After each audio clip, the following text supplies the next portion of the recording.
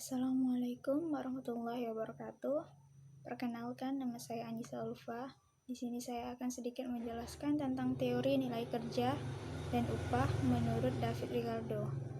Teori nilai kerja dan upah menurut David Ricardo adalah nilai tukar suatu barang ditentukan oleh ongkos yang perlu dikeluarkan untuk menghasilkan barang tersebut, yaitu biaya untuk bahan mentah dan upah buruh, yang besarnya hanya cukup untuk sekadar dapat bertahan hidup bagi buruh yang bersangkutan.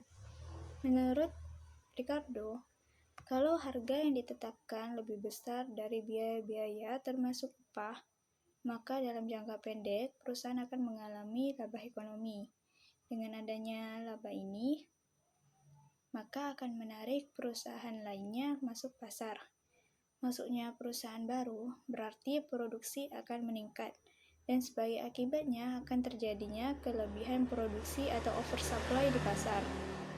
Kelebihan penawaran barang ini akan mendorong harga-harga turun kembali kepada keseimbangan semula, karena biaya-biaya bahan mentah relatif konstan atau tetap.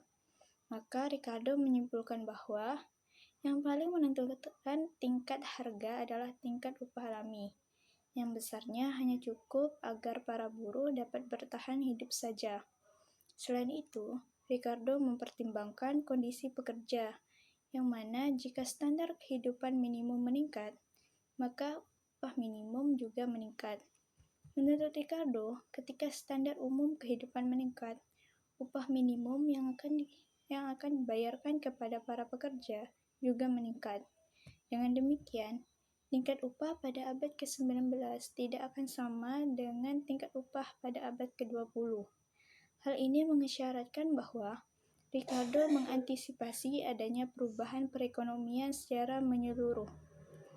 Karya David Ricardo yang paling terkenal adalah Prinsip-prinsip Ekonomi Politik dan Perpajakan pada tahun 1817. Dalam buku ini, Ricardo mengemukakan pemikirannya mengenai teori nilai tenaga kerja. Teori ini menjelaskan tentang yang pertama, kedua sektor memiliki tingkat upah dan tingkat keuntungan yang sama. Yang kedua, modal yang digunakan dalam produksi terdiri dari upah saja. Yang ketiga, periode produksi memiliki jangka yang sama untuk semua barang. Mungkin ini yang dapat saya sampaikan, kurang dan lebihnya saya mohon maaf. Wabillahi taufiq wal hidayah. Wassalamualaikum warahmatullahi wabarakatuh.